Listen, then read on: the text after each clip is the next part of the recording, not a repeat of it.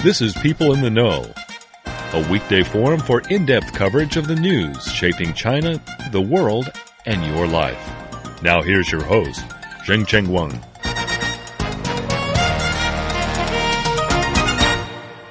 What is unfolding in Japan's Fukushima Daiichi nuclear power plant conjures up pictures at the Chernobyl nuclear crisis in Ukraine, and then the 3 Mile Island nuclear accident in the U.S. Over the years, we tend to think that nuclear technologies and the necessary know-how to ensure nuclear safety have been crafted to a level that possibilities for any major nuclear accidents are almost non-existent. And if it does happen, it will be tamed in the capable hands of nuclear engineers. However, reality has proved us again that you just can't be too careful to handle nuclear energy.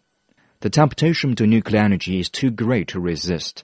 The quest to find clean, efficient, and lasting energy sources has made nuclear energy one of the best candidates for many countries. True, nuclear energy does make the cut, but the problem with it is that one nuclear accident will be one nuclear accident too many. The mess at Chernobyl not only inflicted instant loss on property and human lives, but also took decades to clean up. We don't know for sure yet what will be left behind the Fukushima Daiichi plant, but it will be certain that it is time to revisit our nuclear practices, and many more efforts need to be made to ensure nuclear safety in the future. So exactly, what lessons can be learned from the nuclear crisis in Japan, and how should countries like China work to ensure nuclear safety? 你好, you're listening to People in the Know, bringing you insights into the headline news in China and around the world. I'm Zheng Wang in Beijing. In this edition of the show, we'll take a look at the safety of nuclear energy.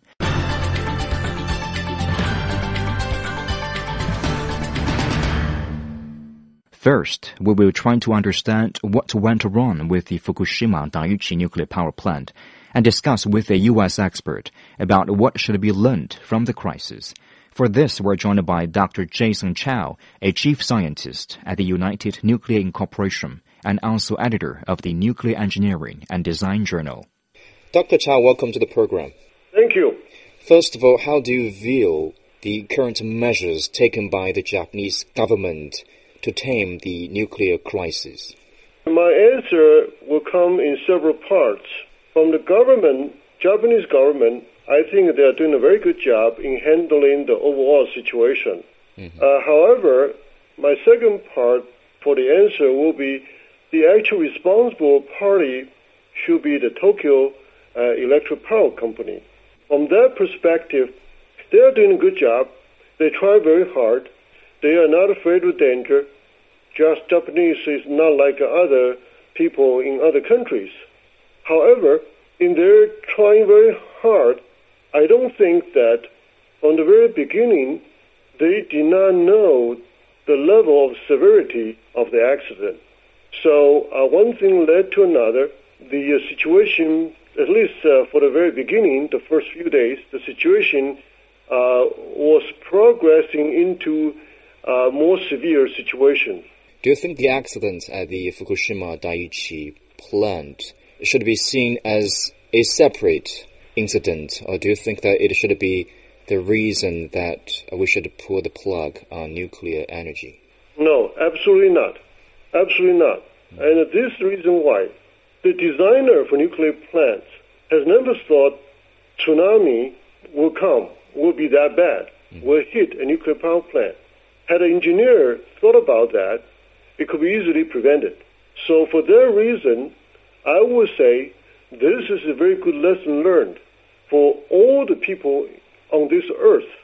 I personally feel that this is a big lesson learned, and from this point on, we should sit down and reevaluate all the design basis for nuclear power plant and make modification and improve from that point on.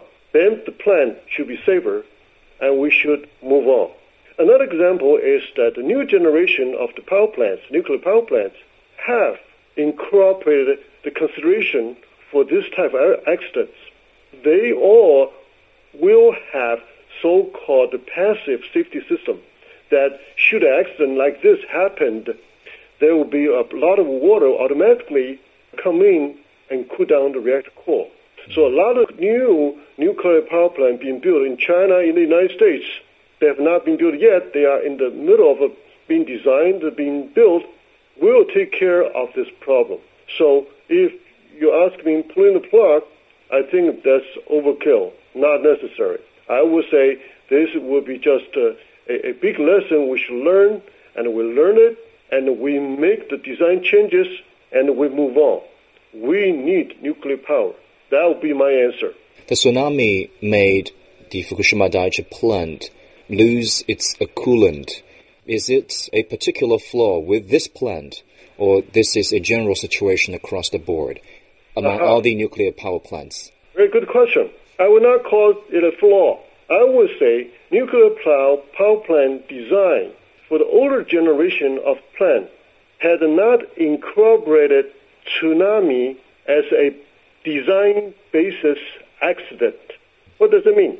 It means that if a power plant without that kind of consideration have such accident, it will fail. But new plant has that design consideration already.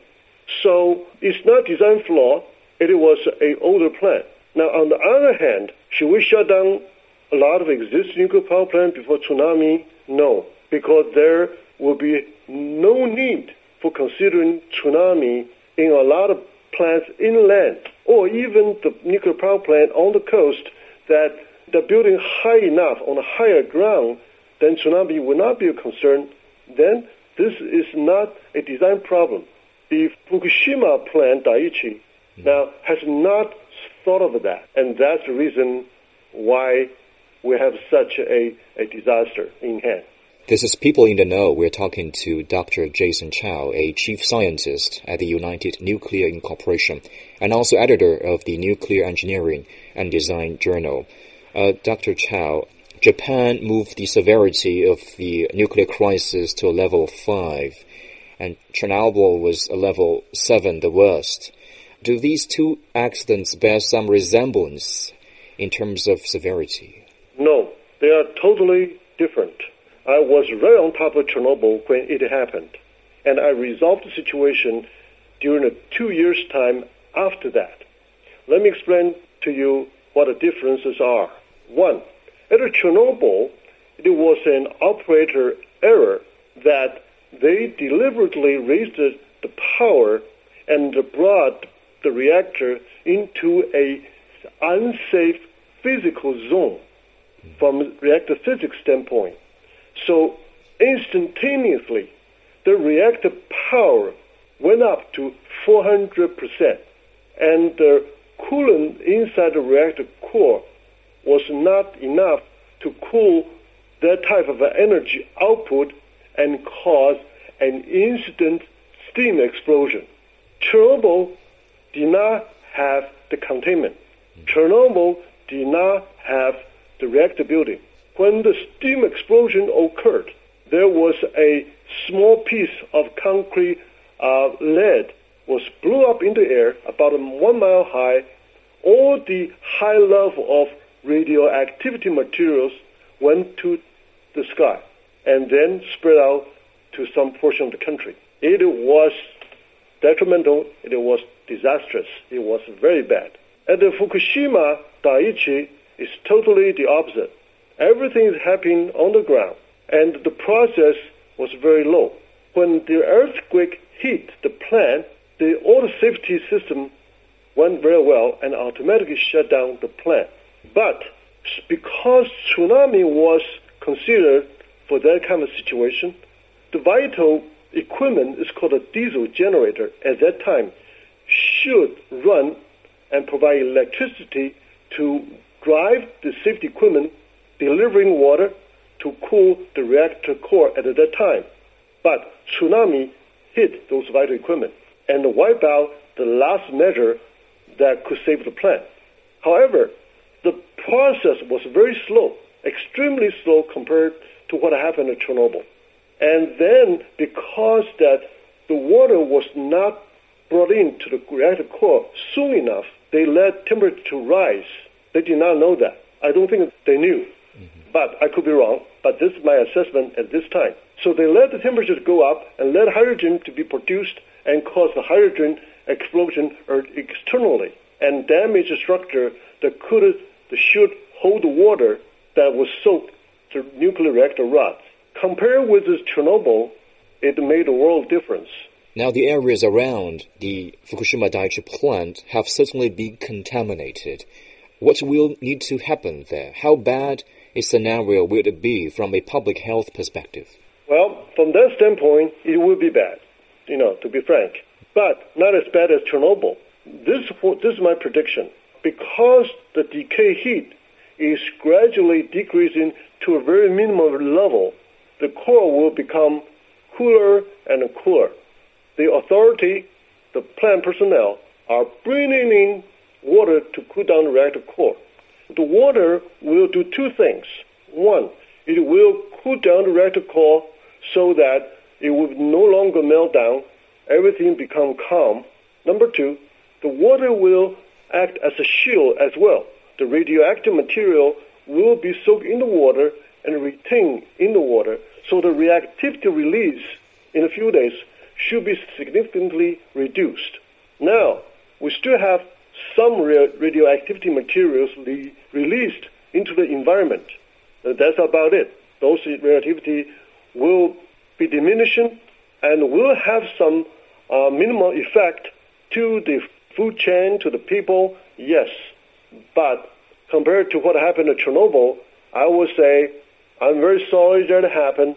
I feel bad that this disaster happened, but the level of environmental impact compared to what happened in Chernobyl will be still very, very minimal.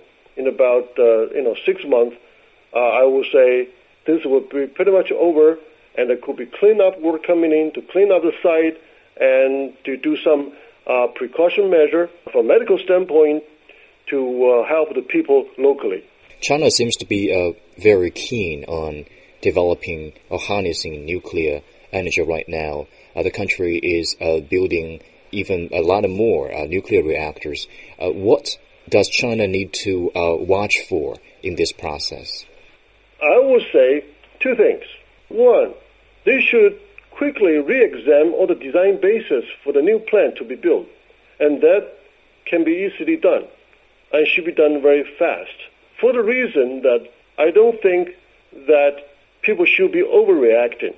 People still need to stop and re-examine the overall situation, but they should not be overreacting. They still need to do the due diligence to re-examine all the new designs, but they should do it quickly and move on. That's number one. Mm-hmm. Number two, I also suggest that the power plant operator be retrained again to recognize a severe situation like this, like what just happened at Fukushima. What is it then? It is that when the situation became very bad, don't hesitate, get more water and just put them in the core. Don't hesitate. Don't think that, something else will happen, magically happen. At Daiichi, I do not believe Tokyo Power Electric workers recognize the severity of the situation and waited a little longer. This is my assessment. Therefore, going back to what China should be doing is to train the operator more to recognize the situation. Once the situation is recognized, then the appropriate action could follow, and the whole situation can be dealt with much easier. That would be my assessment, my recommendation. That was Dr. Jason Chao, a chief scientist at the United Nuclear Incorporation and also editor of the Nuclear Engineering and Design Journal, talking about the safety of nuclear energy. Dr. Chao, thank you very much for your insights. My pleasure. Our discussion continues after a short break. I'm Chen Guang, host of People in the Know. Every Monday to Friday, I talk to experts, analysts, and insiders to bring you insights into the headline news in China and around the world. Join People in the Know online at CRIEnglish.com, CRIBeyondBeijing.com, and exclusively here at China Radio International. Ni hao, you're listening to People in the Know, bringing you insights into the headline news in China and around the world. I'm Zheng Guan in Beijing. In this edition of the program, we will take a look at the